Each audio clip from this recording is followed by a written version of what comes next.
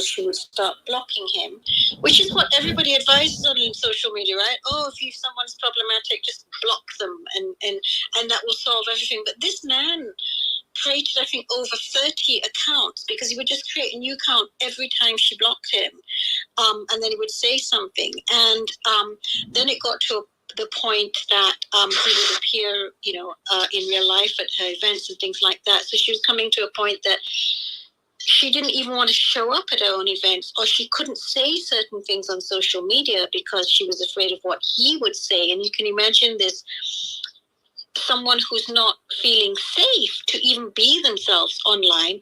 And remember that she's a photographer, and photographers rely a lot on social media, right, to become known for their work to be seen, right? Whether we're talking about Instagram and other, talking about their events and things like that. So imagine already not feeling like you can do that. And he would email her, he'd send her messages, direct messages, and whatever. And some of them were really scary, some of the things that he said. And I remember there was one where he sent her a card and he drew a heart in red. And clearly what was with that were drops of blood. And that's really creepy. And some of the verses he would, use quote Quranic verses about being together in heaven and things like that. And I don't know about how other people feel, but I would find that terrifying because, if you're talking about being together in heaven, we're talking about the afterlife, which means, what is that? A threat? You don't even know me, right?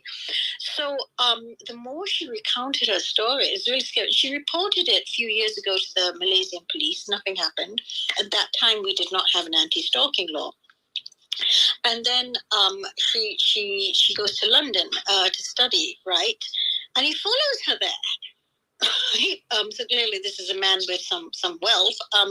He follows her to London, and then she even, I think one of her lecturers actually messages her and says, by the way, this man has just signed up for the course that you're on. I thought I'd better let you know. And like he's even trying to be at her courses and things like that. And how terrifying is that? Luckily she'd finished, so but it's like this man is monitoring her, everything that she's doing. So at one point, sometime in London, I think this was late last year, early this year, she is somewhere in London and he appears and he's talking to her. So she's really in a panic and everything. And she calls the police, and the police arrive quite quickly. So they managed to, pull him aside. He's arrested. And then he was released on bail, and he was given a court date at which he had to show up, right? And so he's arrested under the UK stalking law, I presume. But what he does is, I don't know why they didn't hang on to his passport. Maybe they couldn't. But, he didn't show up. He left the country. He's left the UK. He went back to Malaysia. So she's also back and forth between the countries. But, and now she's just, with the new anti-stalking law, she has, I think a few days ago, filed a new police report. And one of the things, I think the law may have come into effect either late March or early April. And in April this year, he was sending her direct messages with videos of him, or rather his private parts, masturbating, while thinking of her, kind of thing. So this is really someone who clearly, and it's been over 8 years, right? She'd also reached out to his sister, his father, saying, please get him to stop and all that. And, nothing came of it. So this is something that's been talked about, right, Putri, on BFM and so on. And has really got a lot of Malaysians talking about, wow, this is really harmful. This man sounds absolutely obsessive. And I think some of the questions when I was looking at this was, all this was happening on social media, right? Whether it was on her Instagram accounts or, through direct messaging and all that. And I'm pretty sure she would have been reporting that, but, nothing happened. He'd open up new accounts and things. And of course, we can also talk about the police, but that's something separate. But I'm thinking, I'm really, curious about first of all, a man does this, but also the failure of so many people to not be able to prevent this, because she did all that she could. When we often see comments on social media which say, yeah, block the person, don't encourage him, speak to somebody, etc. It would be like, hang on, Vernon, I just realized I need to make you a moderator. Sorry, so you can see other people raise their hands. The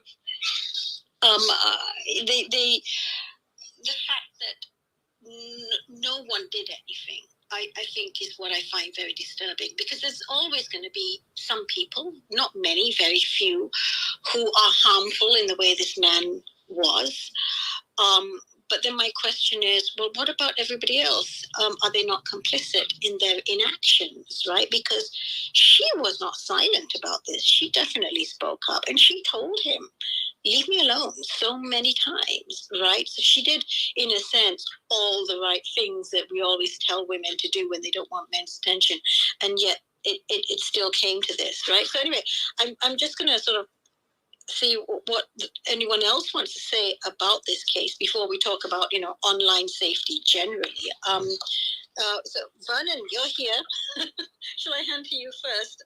We heard a little bit from Nazrin and Putri, but Vernon, over to you. I'm Anima, I'm done speaking. Thanks, Anima. Okay, everybody. Just to say to you that this is being broadcast now onto Facebook as well as to a YouTube channel, right? So that we can have a recording of this to perhaps maybe use for speaking up networks purposes later down the line, because we do really really want to share conversations that make a difference in making the world a better place, because that is what Speaking Up Network is all about.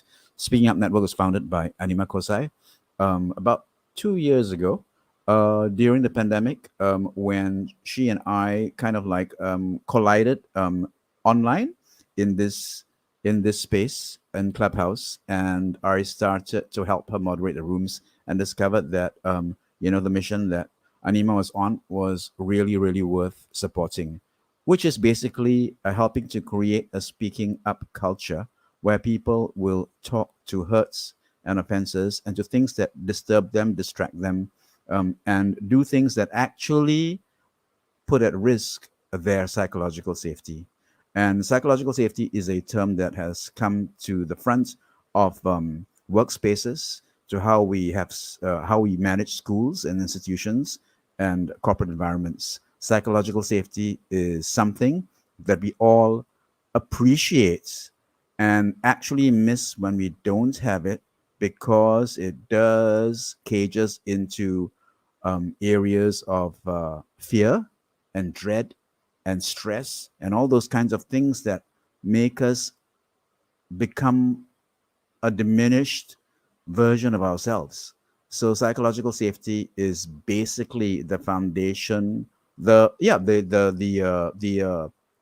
endpoints of the Speaking Up Network, so that when we talk about our fears, we speak up to problems and uh, things like stalking and harassment. We can unpack it and we can understand it, and maybe it might be less traumatic to us, and we might be able to actually, each of us, go out into the world and actually confront these situations in a more constructive way. So that is what the Speaking Up Network is all about. And Anima Kosai initiated this particular mission, which I have bought into, and I'm sure that Nazrin and Putri, being on stage with us, to a certain extent, would support. Thank you very much for being here.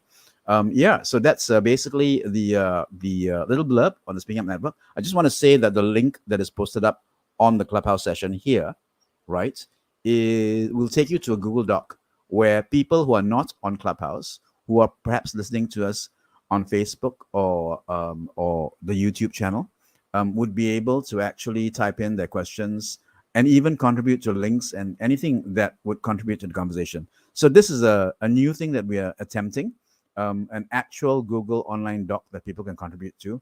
It's at bit.ly/sun in capitals and sessions, one word, sun sessions, bit.ly sun sessions. That is the URL for people who cannot see the type, right? So it's at bit.ly slash sun in capitals and then sessions in smaller case. That's the URL that'll take you to the Google Doc. Okay, Anima, would you like to continue on what you were going on just now about the title, Online Safety, Stalking, and Harassment? I'll come back in after I've kind of like did some house work around here. Okay, all right. Thanks. It's Emma speaking.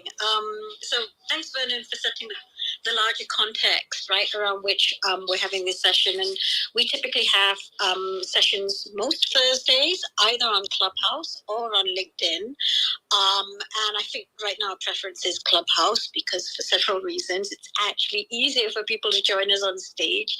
LinkedIn has glitches, as Nasrin discovered 2 weeks ago.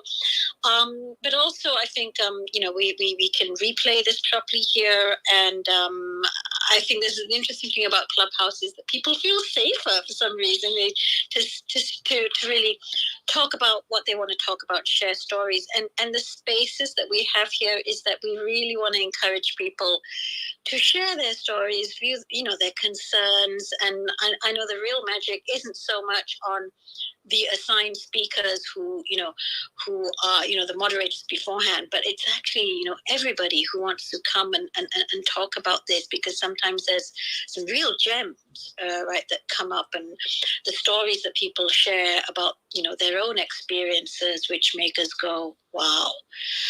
And this is the space that we want to create, as well as we want to move towards what do we do about this. So beyond people sharing, it's really bad, this is the problem. So it's not us just ranting and raving. We want to go somewhere with this. We want to be constructive. We want to look for solutions. And of course, the first thing in terms of looking for solutions is we need to know what are we solving here? What are the problems? And one of the things, and it's not just stalking. There's so much social media online harms that we see daily. I know Putri here has had, she's spoken, she's had her own rooms on Clubhouse and Twitter spaces, especially talking about various online harms when it comes to mental health. And the harms that it can create for people individually. I mean, I don't know, Putri, do you want to say anything about that? Go ahead. On social media harm and mental health, isn't it? Yes. Okay, cool. Okay. Well, I what the Gen Z would call it, chronically online. So I technically I am on Twitter most of the time. And find me at Elias Puteri. Yarki says the wordplay of patriarchy. So I've been dunking down on patriarchal norms and like misogynism and whatnot. Ever since I started my Save the Schools initiative. So, side note, I'm currently a producer at BFM 89.9. But I also, before that, I initiated a platform called Save the Schools. So, Save the Schools is a platform on Instagram that shared the stories from the survivors, former and current survivors of sexual harassment, rape culture, and abuse experience in Malaysian schools. So that was in 2021, and as this space started, as this clubhouse session started, I was looking back at the report that I work on with Awam, All Women Action Malaysia, and I just recalled that in the report itself, there's 20% of the victims have experienced stalking. And these are school kids from the age of 13 to 17 years old. Now, the thing is, like, we are so hyper connected on social media these days. And let's say when a survivor opened up, basically anyone and everyone can interact. And as how much as it provides room of connections, it also provided rooms to amplify the victim blaming mentality. Like, for example, even the recent case of Akasha, when she opened up, we're seeing a lot of mixed reactions instead of people collectively come together and condemn the horrifying action of the stalker. Some people say that she's making too much of all of it. She should just accept the proposal. She should just give the perpetrator a chance. Some people even romanticize it. Oh, that is true love. You should give it a shot. Well, While it feels like when it comes to social media, because it's a land of no boundaries, can like people can just say whatever they want, and it's about me rather than considering what would be the receiving end feels about the statement. So this kind of mentality, in my opinion, it actually, while it allows people to speak up, it also made people, especially who have some struggles, are scared to open up as well, because there are more rooms of judgment rather than empathy-based statements or solidarity, for example. So that's like the downside of social media. And the thing about gender-based violence victims, as if not enough that the saluran betul, quote unquote, the right channels of authority are being doubtful enough to be able to help them seek justice. And even when they try to speak up and stand for themselves, they're being dismissed some more. So, as we're seeing more people are speaking up and like sharing their experiences, we're also seeing more and more enablers that are dismissing these stories entirely. Some even can just say, "Oh, it's just being made up for attention," which is sad, because like in the end, like this is a real issue. This is a crime now, even following talking about stalking. This is a crime even following the new anti-stalking law in place. But I think this kind, speaking in regards to stalking specifically, it's it's being dismissed way too many times. Even when the new law is in place, people just like meh. In the end of the day, it's the victims ask for it. The victims are the one who insinuate it, like serve her right and such, which is like is a mentality issue, is a mindset issue, which we're definitely not seeing immediate changes of mindset in at least for the next decade or whatnot, unless we collectively come together and think about how can we create a safer culture for all. So now, if I may, I understand that we want constructive suggestions. We want executable solutions. I honestly believe that our police officers should be trained with gender sensitive language and better psychological first aid, because there are too many instances when a gender-based violence survivor came to them and lodged a report. They were told to just retract the report, or the victims will be further blamed and humiliated, because it's such an embedded culture where like victim blaming is very rampant, and is always on the victims rather than perpetrators. So I believe that if there's an immediate solution, then maybe we can measure the way is being impacted following the new law in place. I think that's that. We should reform the way our police take the reports seriously. And we had enough of the stories where they dismissed whatever complaints or concerns that the survivors shared with them, because these people are facing such traumatizing experience only to be amplified for their trauma. Why? So it's horrible. Yeah. There you go. Thank you very much, Putri. Yeah, that's as you can hear the dismay in Putri's voice with regards to victim blaming, which really happens. It's a real thing, and men need to kind of like step up and realize, especially that sometimes we come from a place of privilege and entitlement, and it really, really is the problem here, I believe. Nazrin, would you like to comment on anything that Putri said from your point of view? In terms of, also with regards to what I just said. Nasrin, Vernon Dunn speaking. Oops, Nasrin, are you there? Okay, maybe he's just stepped away from his phone or something. Yeah. Yeah. Sorry. Trying to figure out how to turn this one thing on. Yeah, it's the mute button down on the bottom corner, I think. Yeah, I can't seem to find it. I don't even hear me. The microphone icon. Can you hear me? Yes, we can. Yep. Oh, okay. Cool. So I admit that tonight I might be the only one who contributes the least, because I came in not even knowing of the issue, and while I didn't know it was done down, I ran online and I found a sales article, and amazingly, as I was reading it, she was updating verbally at the same speed. So I got to catch up in that, and I'm horrified. I never heard of this. I know it happens regularly, but in Malaysia, we never heard of it much. So I would say that it's still something I have to think through.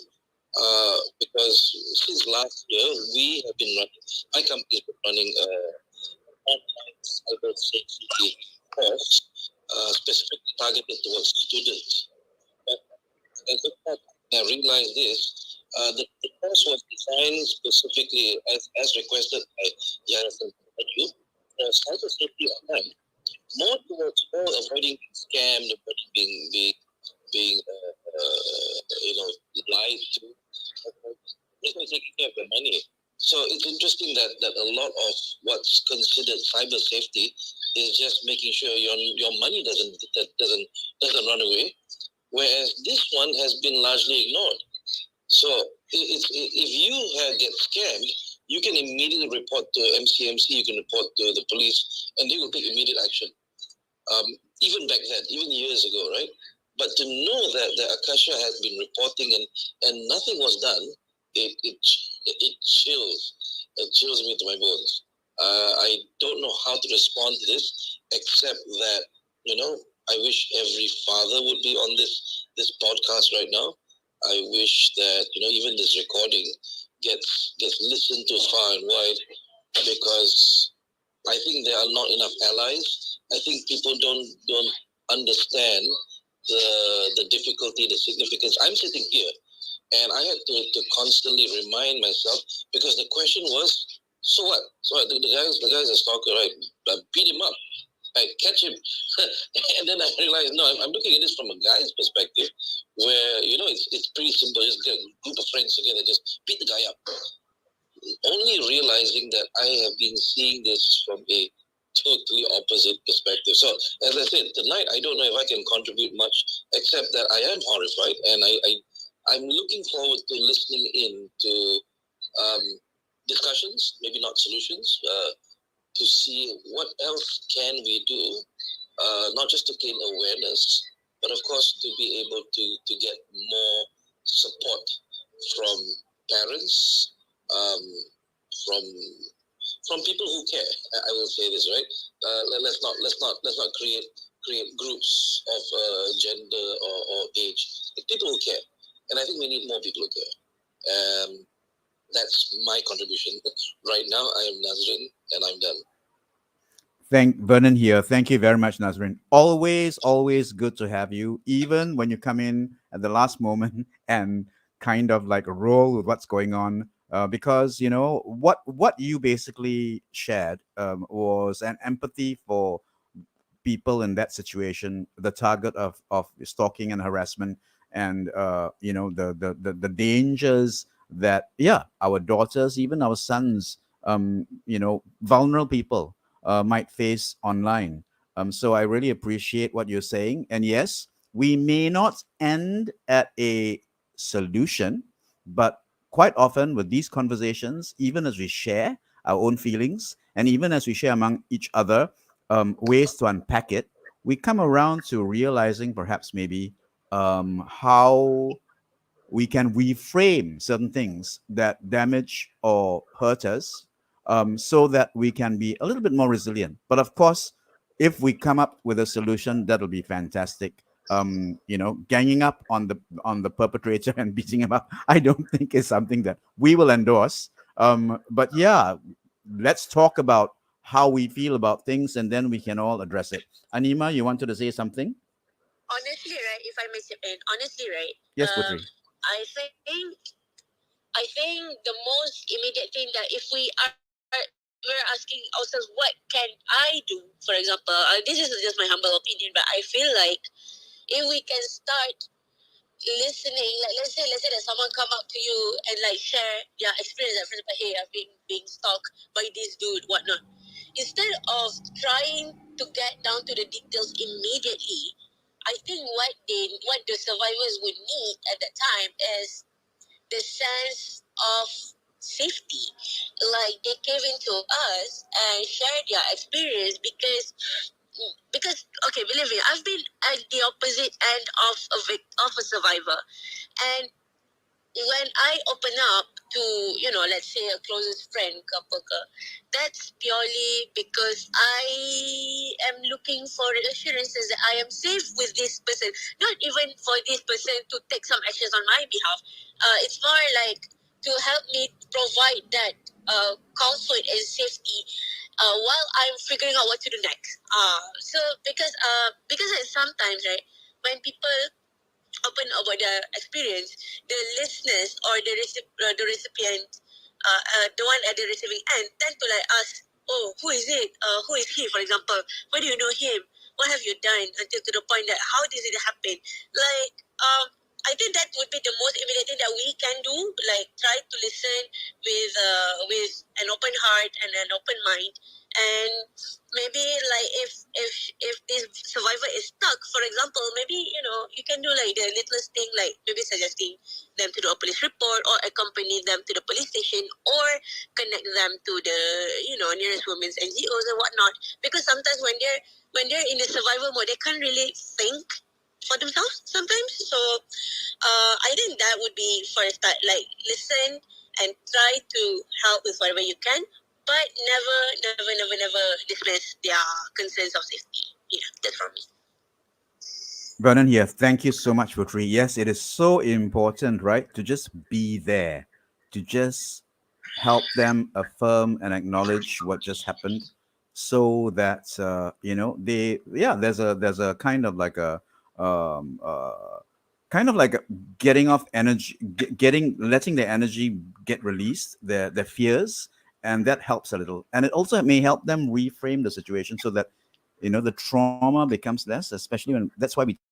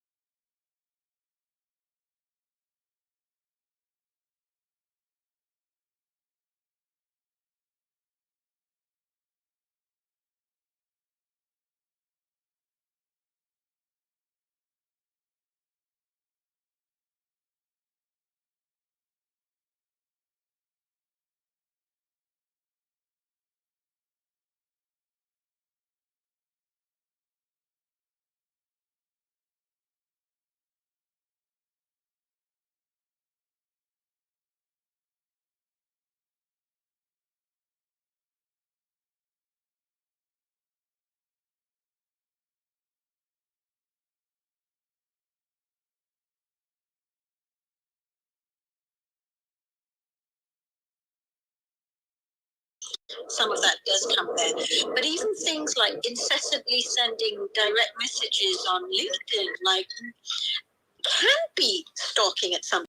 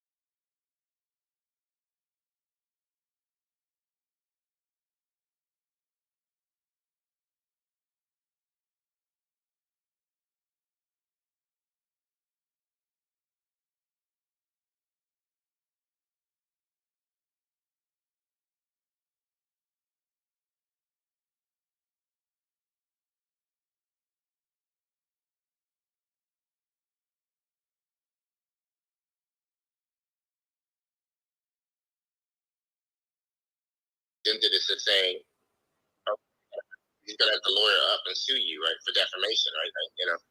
For this. Then the woman comes out and confesses, well, okay, she saw him at a concert and she waved at him and he didn't give her his attention, right? He didn't. He's got fans that wave. And she felt angry about that, and that's why she decided to make up the false allegation, right? So she took this individual in for about almost a year, virtually was trying for his life because he didn't give her attention. Not that not that he had to give her attention, but he didn't give her attention.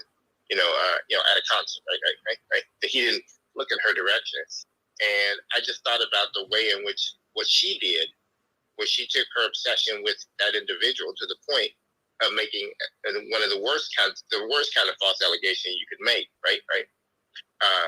Obviously she didn't go to police or anything, but making that worst kind of false allegation, and playing on the fact that, not everybody who is a victim, right, goes to the police or goes through the process that lots of people, as you guys have said earlier, oh, you should do A, B, or C. But that had some kind of lasting effect on him, right? In terms of beyond that situation. And I thought about that also. This came up to me too. There are a lot of people who we see now who are like obsessed with certain artists. Even have names for them, like Beehive, right? Or the Barbies, or this or that, right? I look at those people and I say, those people get to the point where they will stalk and harass people online. And then sometimes they actually do try to meet people in public to physically fight them, right? Or try to find them, physically fight them because somebody didn't view their favorite musician in the way in which they view them, right? Or even like the BTS army, right? Among these kind of individuals, the people among those groups who seem to take they have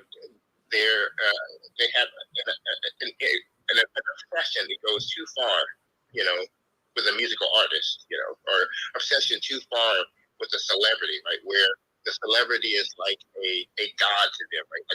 Almost like the cult leader. Even if that person isn't trying to have fans become sycophants like that or something like that.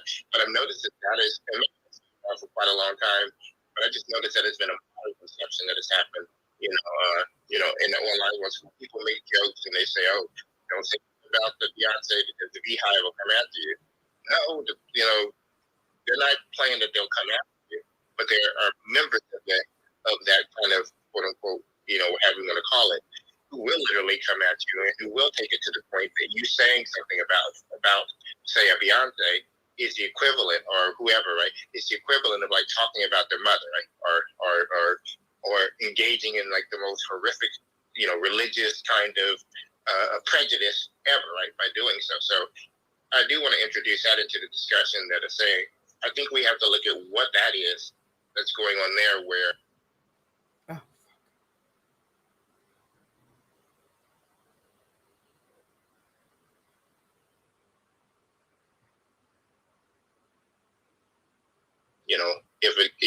if that were killing somebody over having a negative criticism of that person or that group.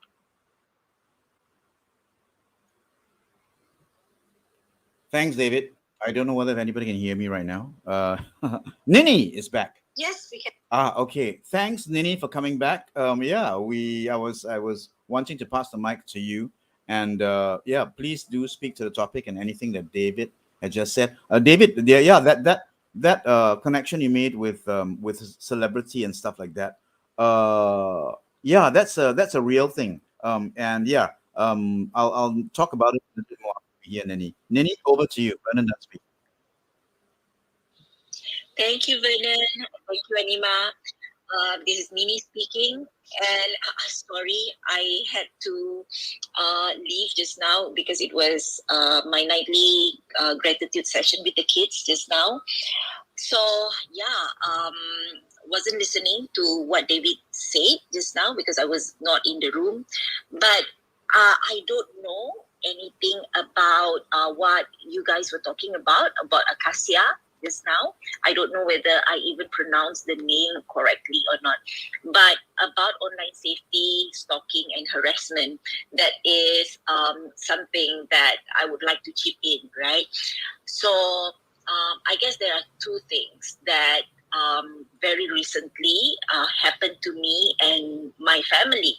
The first one is quite mild, actually. It just happened about probably a week, 2 weeks ago.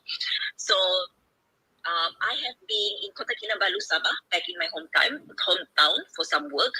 And about 3 weeks ago, I went back for a little while to KL. I am in KL right now. And I remember sitting down at the curve. I was sitting at the stairway just outside of CIMB. And there was this guy, right? He was with two guys, actually. So one guy actually approached me and said that, "Excuse me, miss, can I interview you?" And at that time, I was in the midst of something, right? And I said no, and so it ended there. And just a week, 2 weeks ago, a friend actually sent me a TikTok link. And said to me, "Nini, was this scripted, right? Because I see you in this video." And when I saw the video, it was me in this guy's video talking about how it is impossible for him to interview women because women are just afraid of men, right? Or him, maybe. And in that video, I was wearing my shorts because the curve is, it's my neighborhood mall, right? And there was like some blurred area on my body because I was wearing shorts, right? And it was in the video. And my friend said that, okay, I am going to report. So I told my friend that I didn't give him the permission to interview me. And yet the video is on TikTok. And my friend said, okay, I'll report this. And why not you ask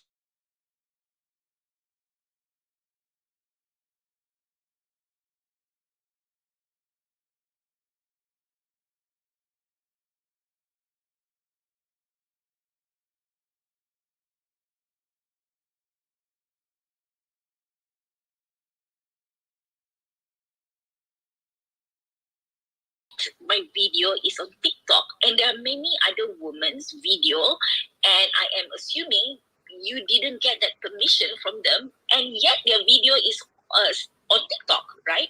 So kindly put the video down. If not, I will report this to MCMC, I said. But of course, friends and family helped me to report, and I checked. Thanks to the reminder, I actually checked that, and he was down already, and he said his apologies as well in TikTok. So that's that, right? And I guess it is knowing that I have my rights, knowing that I can ask for support. And there was right that men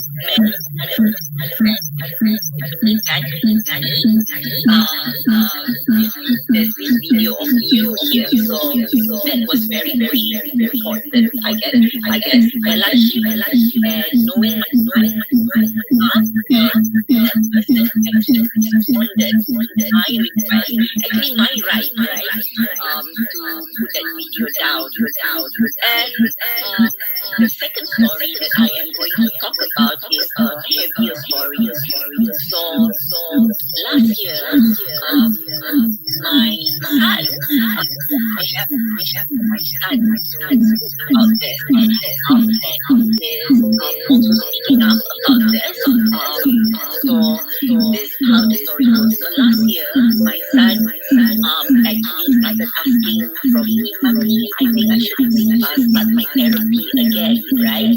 And I said, okay, let's around. But then there's one thing that I don't know why, right? Because when I look at my son, he's okay, he's happy, he is communicating like usual, he's like his usual self.